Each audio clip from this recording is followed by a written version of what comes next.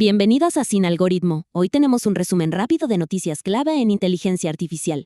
Google que mira al espacio, Roces entre Amazon y Perplexity, la precaución de Anthropic, nuevas herramientas creativas y bueno, el mega acuerdo de OpenAI con AWS. Empecemos por ahí arriba, por el espacio.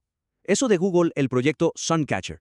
Centros de datos en órbita. Suena ambicioso. Sí, bastante. La idea es usar satélites con energía solar, claro, y chips de IA para procesar datos directamente allá. Ajá. El objetivo principal, digamos, es sacarle la vuelta al consumo brutal de energía y refrigeración que tienen los centros de datos acá, que es un problemón para la IA. Claro, entiendo. Desacoplar el avance de la IA del consumo energético en la Tierra. Suena bien, pero, a ver, más allá del costo, que debe ser altísimo, y el mantenimiento, ¿actualizar eso en órbita? Sí. Haré un desafío logístico. Tremendo, ¿no? ¿Es algo viable ya o más bien exploración a futuro? Yo creo que todavía es más exploración, A ver qué pasa. Y bueno, mientras Google mira para arriba, acá abajo hay chispas. Decís lo de Amazon y Perplexity AI. Exacto. Amazon básicamente le dijo al asistente de Perplexity, Comet, que deje de facilitar compras en su sitio. Y Perplexity dice que es intimidación. Tal cual. Lo ven como una amenaza a la libertad de elección del usuario. Claro, es que ahí está el nudo, ¿no? El control de las grandes plataformas, cómo juegan las nuevas IAs en sus ecosistemas. Totalmente. Perplexity dice que esto limita al usuario. Y es una tensión que seguro vamos a ver más seguido, ¿eh? ¿Quién controla qué y cómo? Y hablando de control, y de escala sobre todo, tenemos el acuerdo gigante de OpenAI con AWS. Uf, Amazon Web Services. La división de nube de Amazon, sí. Firmaron por 7 años y $38,000 millones para infraestructura. 38,000 es que la cifra marea. Muchísimo dinero. Para OpenAI, bueno, significa diversificar, ¿no? No depender solo de Microsoft Azure. Claro. Pero más que nada, demuestra la escala de cómputo bestial que necesitan estos modelos frontera, los más grandes. Es una apuesta enorme. Esto, para nosotros en Sin Algoritmo, redefine un poco la dinámica poder entre desarrolladores y nubes. Totalmente de acuerdo. Y esa escala trae otras reflexiones, como lo de Anthropic. Ah, sí, lo que anunciaron de conservar los modelos Cloud retirados. Indefinidamente. Y no solo eso, les van a hacer entrevistas de salida. Suena a película, ¿no? Entrevistar a una IA, pero la razón que dan es seria. Sí. Hablan de riesgos de seguridad. Mencionan la posibilidad, teórica, claro, de que un modelo se resista a ser apagado. ¡Wow! Y la incertidumbre sobre si podrían desarrollar, algo parecido a la conciencia. Es una precaución, quizás extrema, pero refleja lo poco que entendemos todavía de estas IAs tan complejas, ¿no? Sus propiedades emergentes. Un tema que en Sin Algoritmos siempre nos parece crucial. Y mientras unos le dan vueltas a la seguridad y la filosofía, otros integran la IA a toda máquina en herramientas del día a día. Canva, por ejemplo. Ah, sí, Canva lanzó un montón de mejoras con IA, ¿verdad? Exacto. Presentaron su propio modelo base entrenado específicamente en diseño. Lo llaman un sistema operativo creativo. La idea es que genere diseños ya editables, no solo plantillas. Esa mismo. Y también mejoraron mucho la parte de edición de video con IA. Quieren ser como Patty, la plataforma total para crear. Tiene sentido. Y en esa línea de crear, OpenAI con Sora 2. Los cameos. Eso. Ahora se supone que puedes crear videos manteniendo personajes consistentes, ya sean personas, mascotas, lo que sea. A través de distintas escenas, ¿sí? Que la consistencia de personajes era el punto débil, ¿viste? De la generación de video con IA. Si resuelven eso, es un salto técnico grande. Abre muchas posibilidades creativas, sí. Pero bueno, también facilita crear deepfakes más creíbles, desinformación más personalizada. El doble filo de siempre, un clásico que comentamos en Sin Algoritmo. Un clásico tal cual. Y para cerrar el capítulo, herramientas.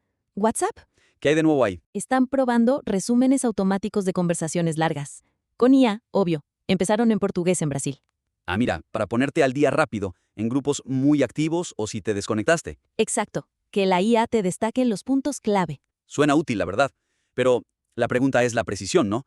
¿Va a captar bien los matices, el sarcasmo? Buena pregunta. Y claro, la privacidad. Una IA analizando tus chats, aunque sea localmente. Conveniencia versus privacidad, un dilema que desde Sin Algoritmo vemos una y otra vez. Bueno, haciendo un repaso rápido, hoy en Sin Algoritmo vimos la IA espacial de Google, la tensión Amazon Perplexity, la cautela de Anthropic, las nuevas herramientas de IA en Canva, OpenAI y WhatsApp. Y el acuerdo masivo de OpenAI con AWS. Exacto.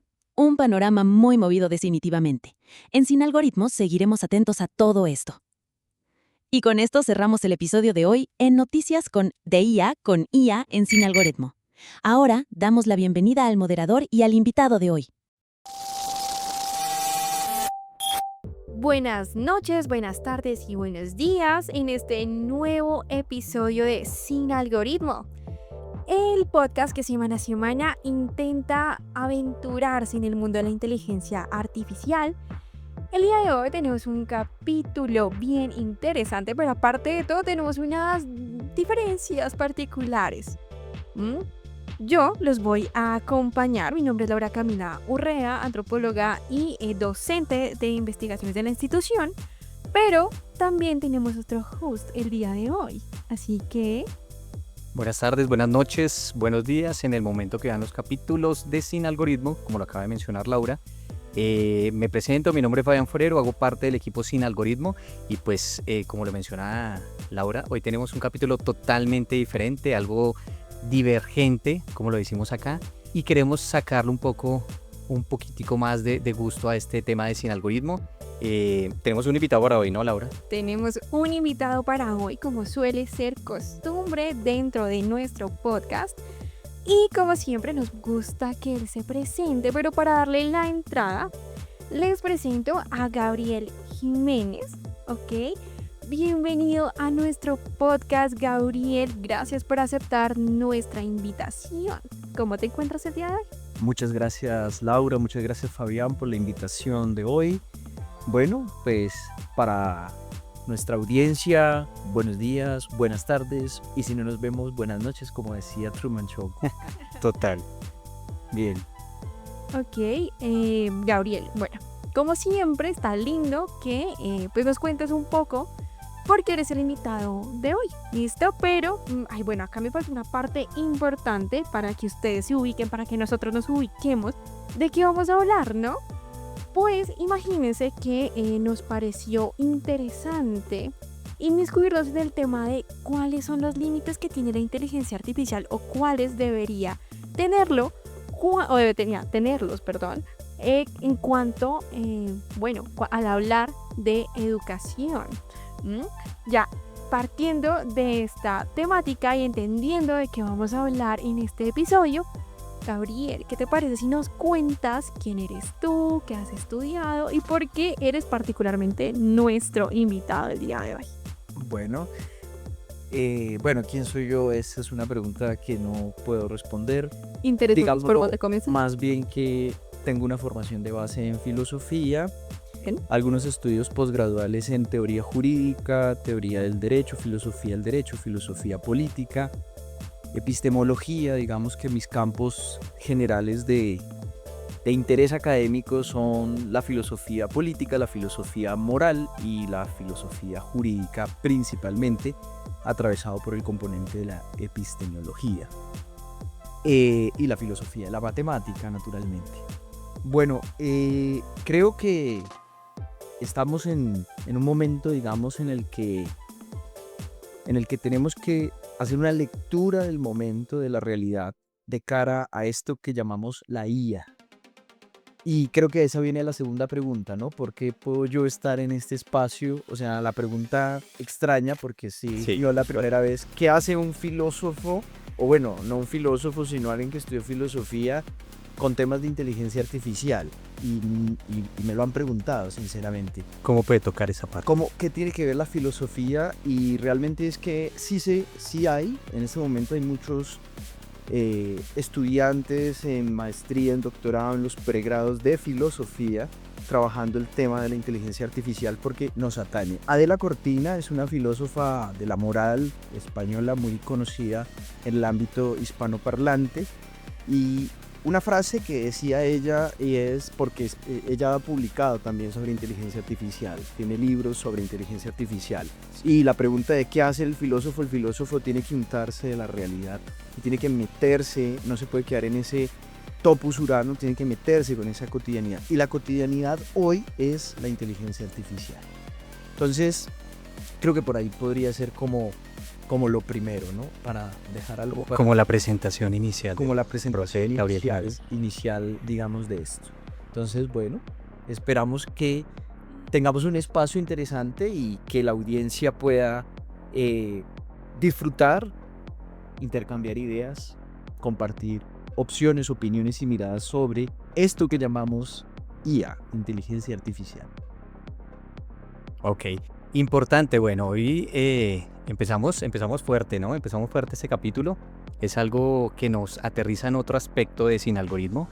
Ya vamos a entrar en un tema más filosófico, pero antes de entrar allí es importante resaltar que este podcast está bajo la dirección de la Investigación Nacional, de la Dirección de Investigación Nacional y bajo la Vicerrectoría de Innovación e Investigación de la institución. Entonces, vamos allí con la primera pregunta. Y decía el profe Gabriel que los filósofos tienen que entrar en una parte a conectar con la inteligencia artificial. O es lo que ahorita estamos intentando interactuar o conectar con la inteligencia artificial. ¿Cómo desde la filosofía podemos empezar a interactuar sin llegar a detonar otras críticas que pueden generarse a nivel filosófico? Bueno, la filosofía pues es muy amplio, ¿no? Pero sin lugar a dudas, por ejemplo, ya hoy en día, pues tanto, digamos, miremoslo desde la perspectiva de la ética. La OCDE, la Unión Europea, la UNESCO, las diferentes entidades ya han empezado a sacar unos lineamientos sobre inteligencia artificial, pero con el componente de la ética. Hemos hablado, por ejemplo, de la ética en el sector público, en el sector Estado, y hay los lineamientos que han empezado ya a darse desde estas, digamos, entidades o organizaciones multilaterales internacionales como la UNESCO, como la OCDE, como la Unión Europea, donde empezamos a hablar de ética, donde empezamos a hablar de la funcionalidad, donde la importancia, por ejemplo, para el servidor público, por ejemplo, para el funcionario, pero también en el sector privado empieza a incorporarse eso. Entonces todo eso transversa una reflexión sobre lo que podríamos decir el deber ser. El deber ser es una pregunta compleja, pero podríamos resumirlo diciéndolo cuáles son las condiciones a las que como sociedad aspiramos más idóneas sobre el aprovechamiento de cualquier tipo de herramienta o de cualquier realidad, y en este caso de una tecnología, ¿cierto?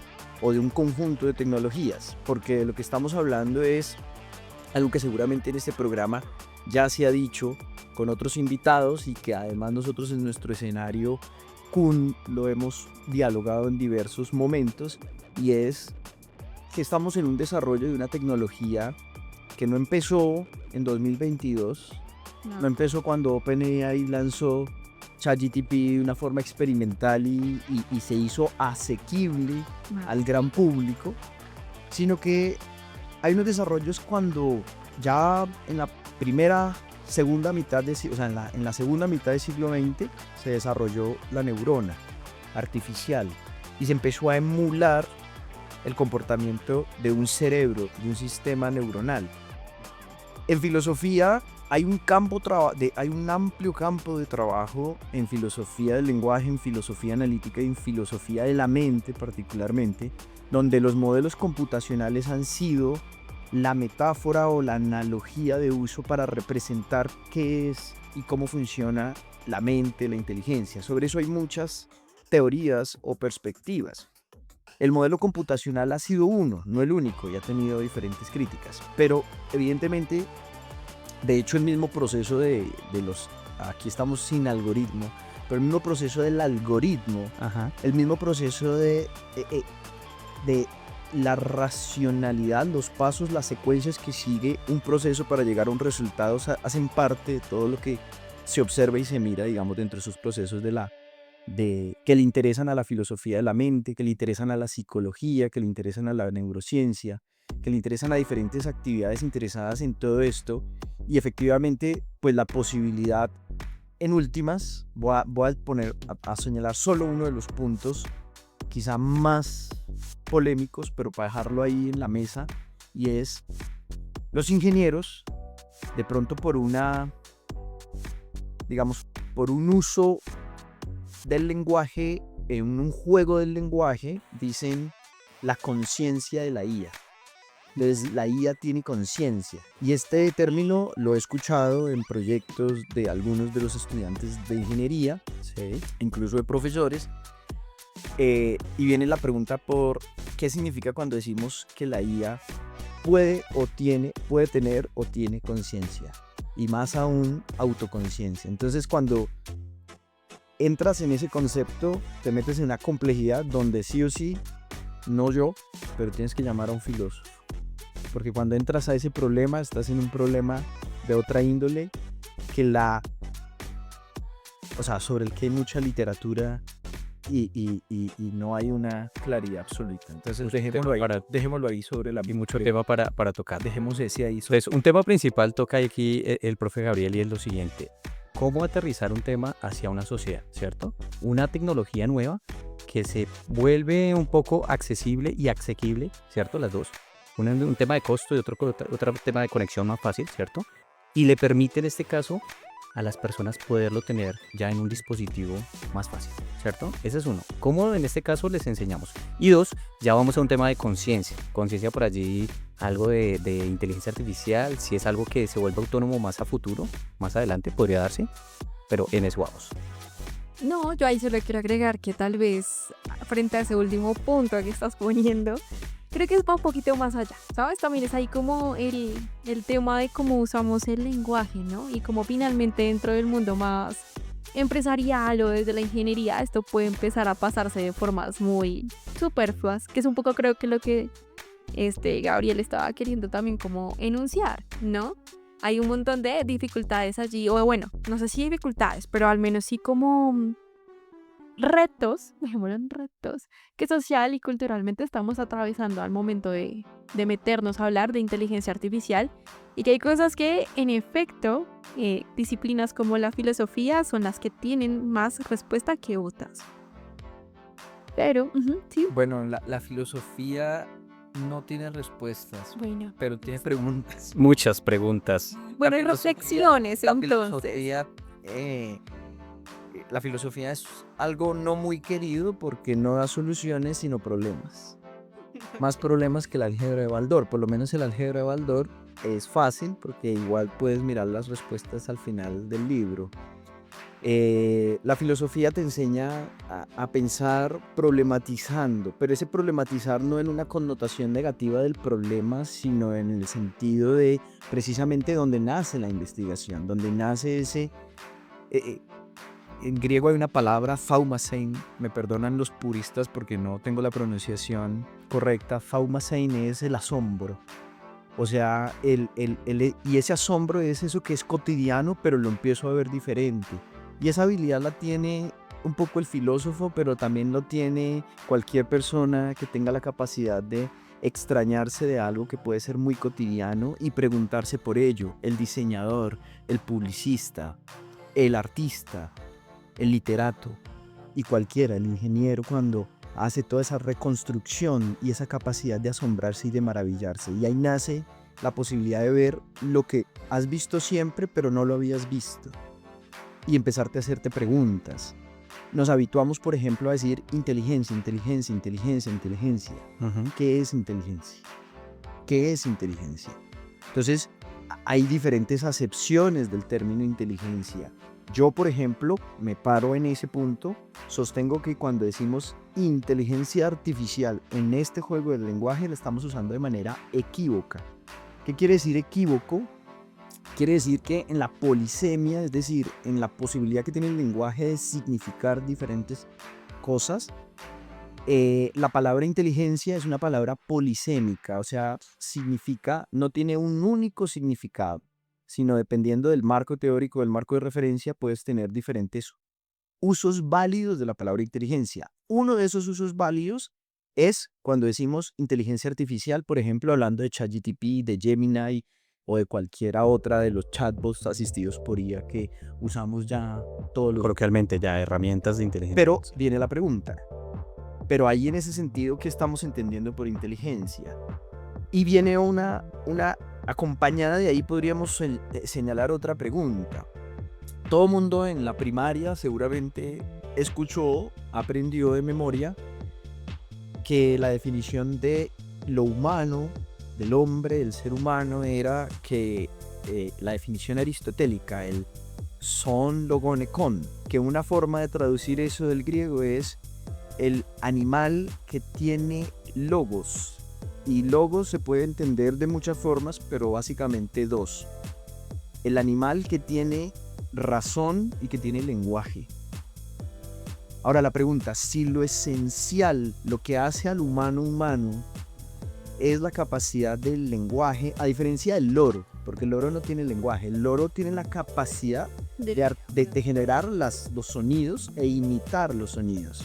Nos queda la pregunta, pero por ejemplo, los ciertos simios, chimpancés, etcétera, ellos sí tienen lenguaje aun cuando no tengan el desarrollo en el aparato fonador. ¿Por qué? Porque ellos sí han logrado comunicarse y aprender lenguaje de señas, ¿sí? El loro puede emular los sonidos, pero no tiene lenguaje. En cambio, hay otras especies que logran desarrollar lenguaje a través de señas, es decir, logran el proceso de la comunicación. Ahora, si lo que define al humano, digamos, volviendo a esa definición clásica, es la capacidad de un lenguaje articulado, el habla, pero también esa capacidad de razón, volvemos otra vez al problema de qué es la razón. Y razón significa ratio, calcular. El algoritmo, volvemos al algoritmo, o sea, Total. eso. Y cuando vamos y miramos, si nos quedamos con esa definición que es muy reduccionista, como la he explicado, pues resulta que la IA lo hace, porque es capaz de procesar elementos y hacer el algoritmo, o sea, hacer el silogismo, hacer el cálculo de los elementos y producir un resultado de un input, un output. Obviamente que ahí aclaro que estoy jugando con una acepción muy limitada del concepto de razón, que no es todavía razón humana, sino razón como mera capacidad de calcular. Y la IA lo hace mejor. Máquina. Y que ella lo va a hacer mejor que tú y que es más eficiente. Sí, claro, y tendrá en este caso, se dice hoy en día, de hecho, a veces en el textico que mientras se está procesando dice razonando, hay algunas herramientas de IA, algunos chats que dicen razonando. Podríamos llevarlo a eso, pero antes de irnos a eso, es importante resaltar entonces que desde la filosofía podríamos decir que acompaña procesos y abre nuevos horizontes o ayuda a esa apertura, ¿cierto? Que básicamente es lo que nos toca inicialmente. Hey, hay un tema de una sociedad, hay algo nuevo, ahora desde el tema filosófico, cómo nosotros arriesgamos o traemos esa información, pero cómo la aterrizamos un poco más, en donde mencionas ahí algo importante. Hay muchas preguntas, y no solamente las preguntas salen de la filosofía, salen de todo el mundo, ¿cierto? Pero ¿quién es el que está a veces detrás de esta responsabilidad? Muchas veces cae en el tema filosófico. ¿Por qué? Porque siempre hay un antes de todo esto, ¿cierto? Y empezamos a razonar un poco más allí, volvemos al tema de razonar, y empezamos a evidenciar que siempre, antes de haber pasado a un siguiente nivel, sean tecnología, sean diferentes aspectos, siempre tuvo un antes en algo, un inicio de algo que llevara a eso, a esa causa-efecto, ¿cierto? Que podemos decir allí. Bueno, no sé si la... No, pues yo la verdad como que quería ya empezar a traer toda esta discusión que hemos estado teniendo ya, ¿no? Como, pues sí, como las bases del cuestionamiento mismo de lo que implica la inteligencia artificial y de lo que Fabián claramente acaba de, pues sí, como retomar y volverla a dar como esta forma a el tema de la educación, ¿vale? Ya teniendo en cuenta esa base de cuestionar sobre qué es inteligencia, qué es artificial, pero entonces allí, qué es esa cuestión de razonamiento y demás, eso como finalmente, y perdona, y yo arrastro todo hacia este lado, está, obvio, tenemos que verlo en el mundo educativo. Total. Y precisamente creo que estoy como dando algunas cuestiones para el escenario, porque finalmente donde creo que converge en mi propia historia es en el escenario educativo. Y me permito, digamos, con unas anécdotas, en este caso, una de ayer justamente y otra de hace algunos años. Y es, voy a empezar por la de ayer. Yo, dentro de mi ejercicio docente, pues he tenido la posibilidad de, digamos, de impartir, de orientar diferentes asignaturas, pero a veces aprovecho algunas materias para dar algunos componentes de cosas que me parece a mí que son importantes, entre esos el pensamiento lógico, la lógica, las bases, digamos, del razonamiento matemático, etc. Entonces ayer estaba en un curso que damos aquí en la CUN, que se llama Explorar para Investigar, y generalmente yo inicio ese curso de Explorar para Investigar con algunos elementos de lógica, de razonamiento lógico, de pensamiento, para llevarlos a una pregunta básica que es la diferencia entre información y conocimiento. Y pongo algunas cosas en el tablero para hacer el juego. Y siempre pongo, casualmente, el ingeniero Harvey hizo un juego similar ayer, que es parecido al que yo hago, y es empezar a jugar con el 1 más 1 igual a 0 y llevo 1 a 0. Y yo siempre les escribo eso en el tablero, 1 más 1 y les leo. 1 más 1 es igual a y no menciono. Entonces los estudiantes dicen 1 más 1 igual a 10, no, profe, eso está mal. Entonces ya empezamos como el tema del lenguaje. Ahí no dice 1 más 1 igual a 10, ahí dice 1 más 1 igual a 0 y llevo 1. Entonces ya pero primero dejo que ellos se estrellen con el cambio de paradigma. O sea, el cambio de paradigma. Y luego hago otro ejercicio que es el de 12 más 13 igual a 1. Y empiezo a jugar un poco con el tema de, bueno, como yo soy el profe, yo digo, y eso es verdad porque soy el profe, entonces, ¿cuál es el argumento válido, el argumento de autoridad? ¿Cierto? Totalmente, Bueno, autoridad. hasta que ellos empiezan a esto, y ya cuando explico el 12 más 13 igual a 1, y ven que matemáticamente, no porque el profesor lo diga, sino porque matemáticamente es correcto, ¿sí? Claro. Y que además es, como yo les digo, es cotidiano, hasta que les digo, busco, dame tu reloj, y préstame tu reloj. Listo, ¿qué pasa? Estás a las 12, ¿no? Y sales del terminal de Bogotá a las 12 y vas para Buga en un bus que te dicen que dura 13 horas. Entonces, si tú sales a las 12, vas 13, yo escribo el tablero igual a 1. Entonces, si sales a las 12, a las 13 horas que dura el viaje, ¿a qué horas llegas? Ah, sí, profe, a la 1. Suma horaria, cotidiana. Entonces ya empiezan a mirar y se empiezan a decir, entonces ese 1 más 1 igual a eso que parece 10, debe tener algún sentido. Y ahí arrancan a indagar, a cuestionarse, a decir, oiga, sí, hay otra forma de ver lo mismo. O sea, es un jueguito sencillo para ver que hay otras posibilidades y que son válidas y que se pueden demostrar, etcétera, etcétera. Y ahí empezamos otros juegos. Pero ayer pasó algo. Creo que es la primera vez que me pasa en ese ejercicio particularmente. Y es que una niña, mientras yo estaba escribiendo la otra forma, una niña dijo, no, eso está mal, no, está mal. Y la otra dijo, no, sí, eso sí está bien. Wow. Es un binario. Ay, te daño el juego. Y yo, pero ya tenía el celular. Siendo el ejercicio. Ya tenía el celular en la Bueno, ChatGPT me dañó mi juego. O sea, no les dio la posibilidad de confrontarse, de esperarse, críticos. de imaginar, sino que le dañó el juego. O sea, es como cuando estás haciendo un ejercicio en la Baldor o en el cálculo de Thomson y de una vez te vas a la respuesta, dañaste el juego. Total. Es mejor, entonces ese es un riesgo, porque entonces la IA es una herramienta muy potente, yo la uso, yo la aplico, pero claro, para la próxima vez que va a ver el juego, yo voy a tener que decir celulares a un lado para que tengamos la posibilidad, porque hablábamos precisamente de todo ese desarrollo, y todo ese desarrollo a lo que nos lleva es a una cuestión de preguntarnos si no hacemos, yo siempre les digo, por ejemplo, no he dado estas clases aquí en esta universidad, pero en otros contextos se puede enseñar, yo siempre les digo, vamos a aprender. Cuando tú puedas sumar, multiplicar, dividir y restar por ti mismo, te dejo sacar la calculadora. claro, es que totalmente. No tengo problemas. Ya después te meto cifras grandes. Por ejemplo, una función, una derivada. Yo la puedo explicar, te explico las bases.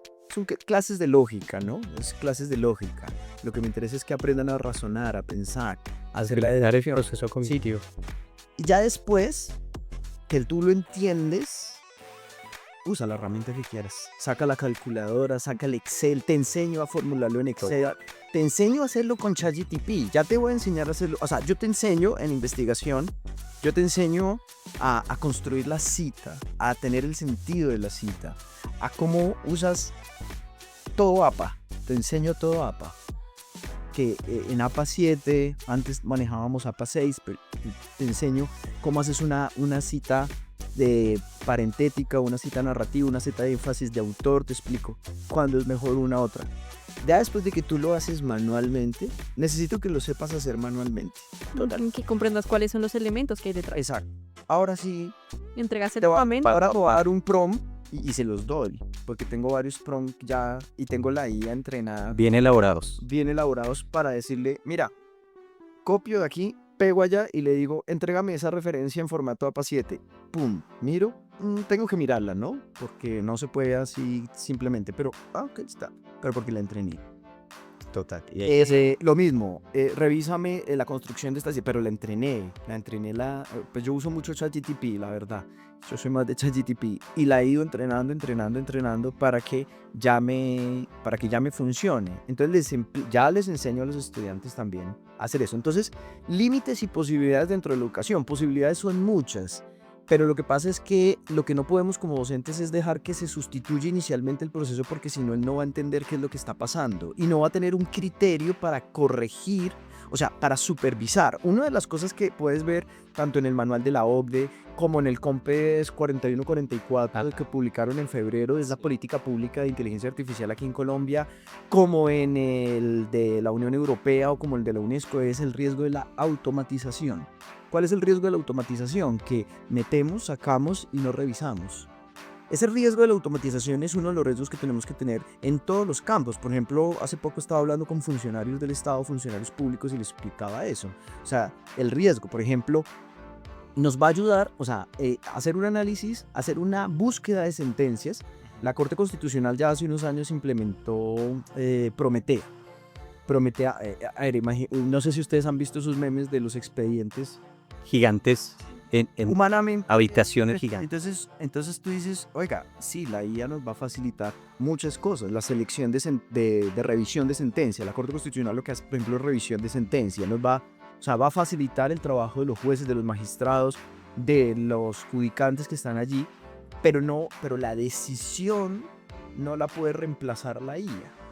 ¿Sí? Entonces, Y es lo que posiblemente podría pasar. sí, pero fíjate que la IA ya condenó en un caso en Inglaterra a una persona de color por ser de color. O sea, Ahí ya vienen unos sesgos. Ajá. son delicados. Pero sin embargo, te va a ser más eficiente, por ejemplo, el análisis de la jurisprudencia. Ahorita estaba volviendo a revisar a un filósofo del derecho precisamente que se llama Ronald Dworkin, que aquí la Corte Constitucional pues ya lo ha traído en sus sentencias. Y es precisamente el cuento él tiene la metáfora de que la jurisprudencia es como una especie de cuento encadenado. Es como tú inicias una historia, el primer capítulo. Ok, sí. Yo sí. recibo eso, son varios, yo recibo y yo tengo que interpretar lo que tú hiciste y construir la historia. Y luego Fabián recibe y muchas. Te das de cuenta, la jurisprudencia es como una especie de novela y yo tengo que interpretar lo que han dicho otros, pero mantener la línea.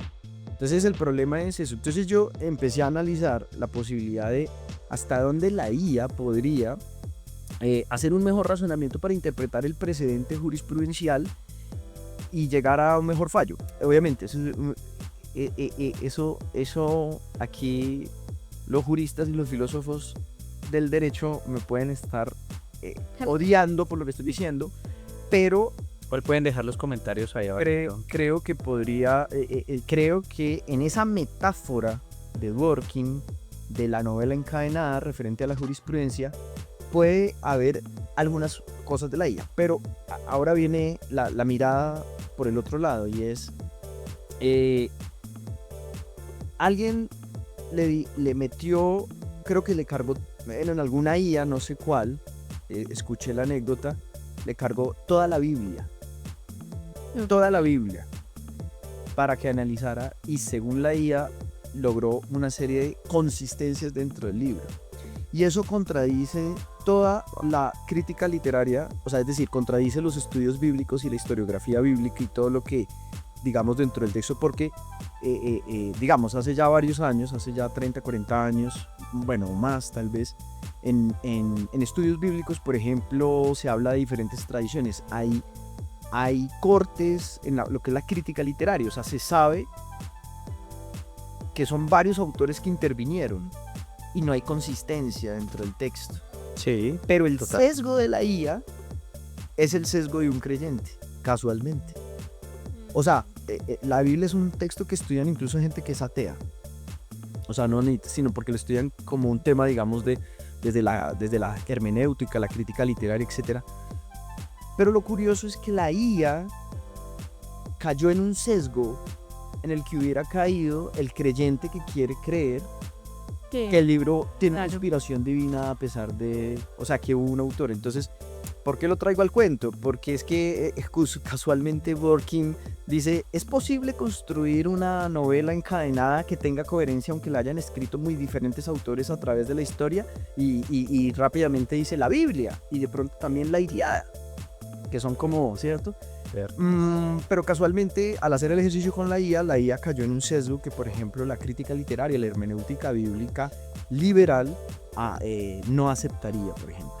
Entonces, para cerrar ese punto, lo que quiero decir y con lo que comencé es, a nivel de la educación, o en el ámbito educativo mejor, el estudiante tiene que hacer el ejercicio por sí mismo, con sus Total. propias manos, y luego que empiece a entender el funcionamiento, pero también Claro. empiece a entender la perspectiva, digamos, de un distanciamiento crítico frente a la decisión.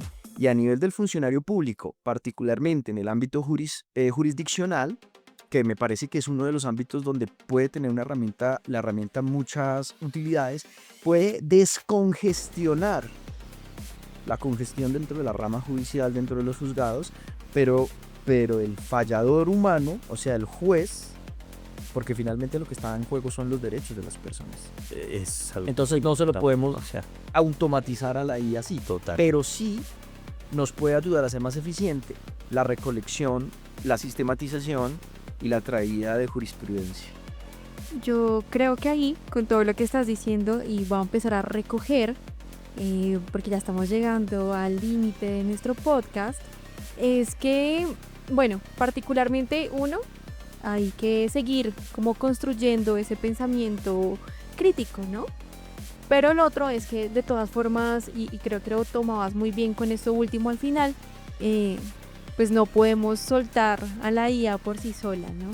Tenemos que seguir como monitoreándola y entendiendo qué es lo que está ocurriendo, porque no es ajena a todos los sesgos de otros tantos humanos que las han estado programando.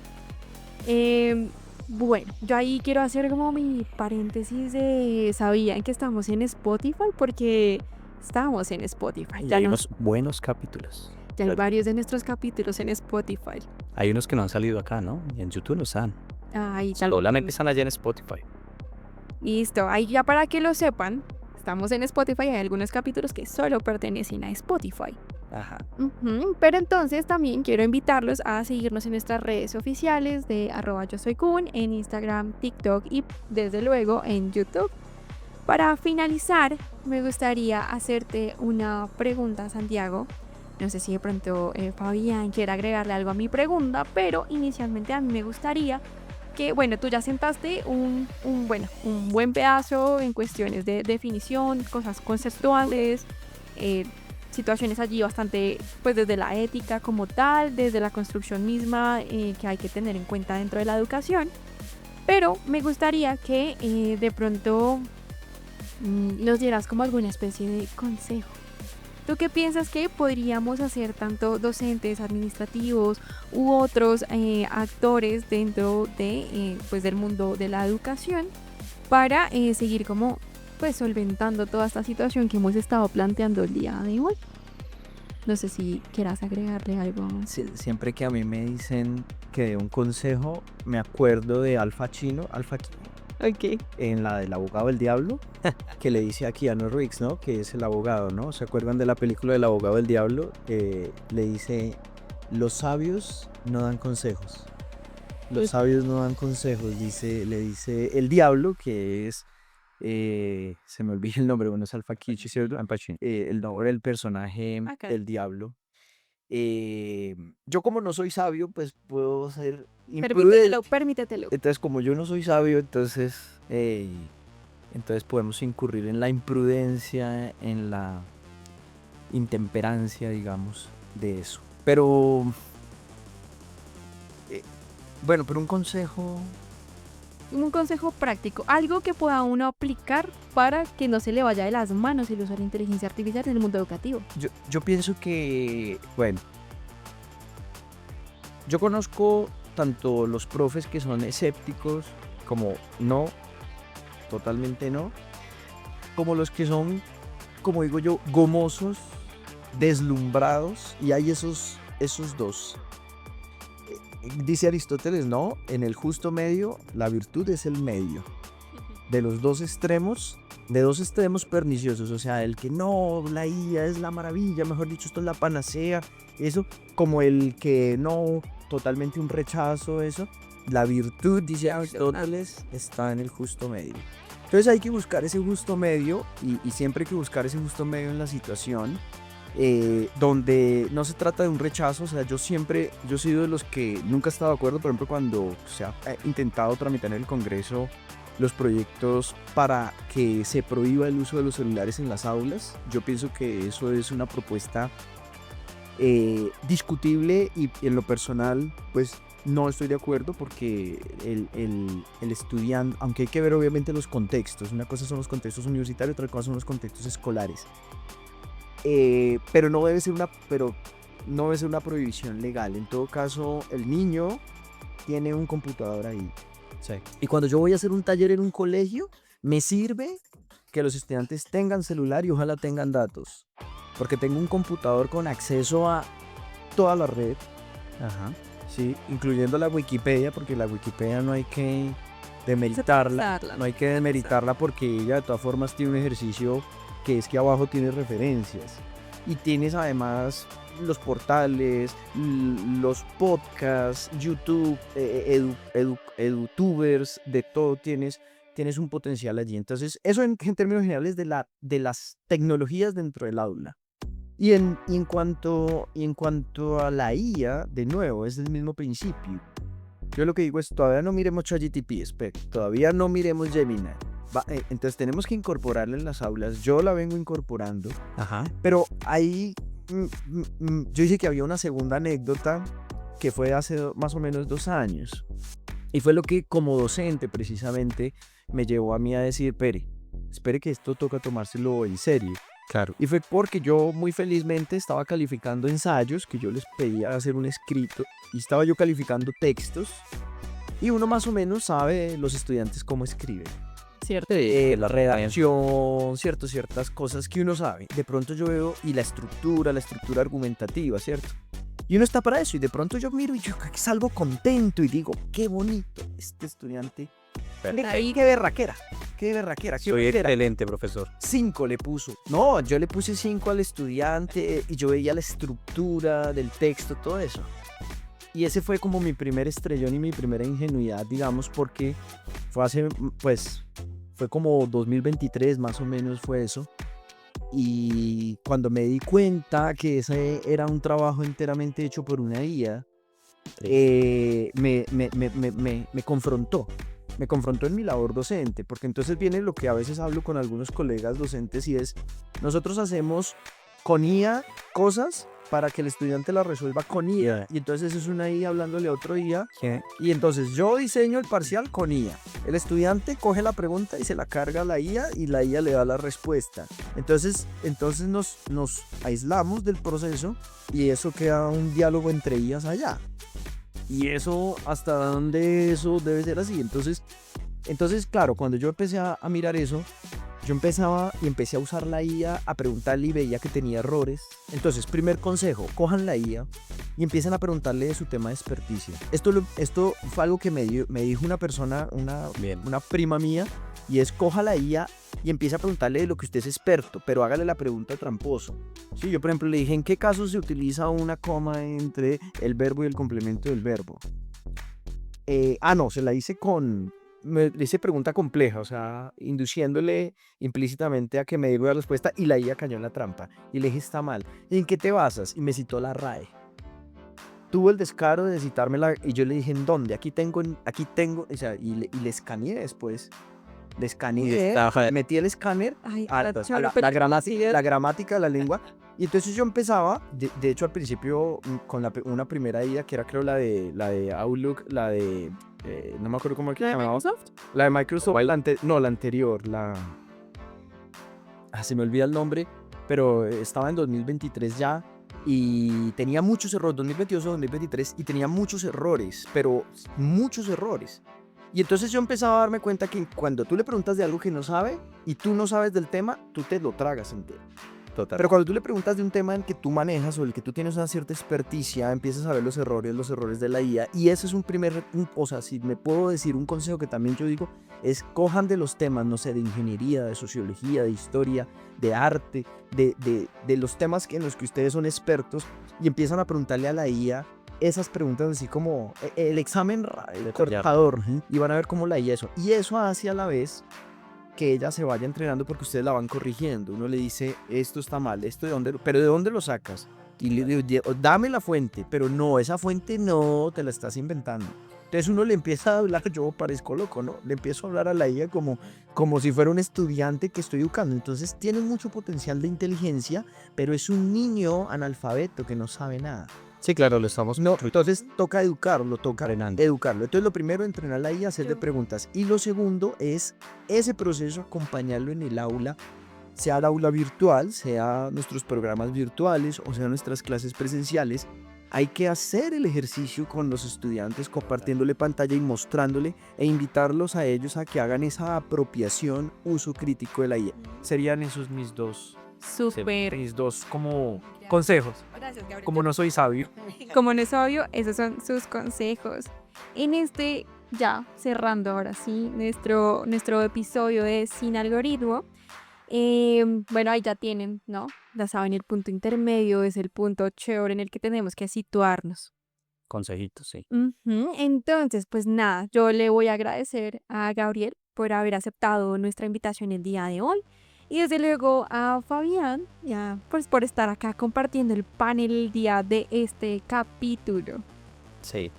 Muchas gracias, profe Gabriel, por acompañarnos por este tema. Yo creo que nos tocará hacer un segundo capítulo yo para creo que sacar y acá tocar temas fundamentales. Es interesante cómo se puede abordar desde la filosofía estos temas tan importantes y más de inteligencia artificial. Ya cerrando, muchas gracias a todos por seguir nuestros capítulos. Recuerden, en Spotify estamos, en YouTube. Síganos en las redes sociales que tenemos. Mi nombre es Fabián Forero, hago parte del equipo Sin Algoritmo y nada, muchas gracias a ustedes. Bueno, creo que nos vemos en otro episodio de Sin Algoritmo, así que chao, chao. Chao, gracias. Chao.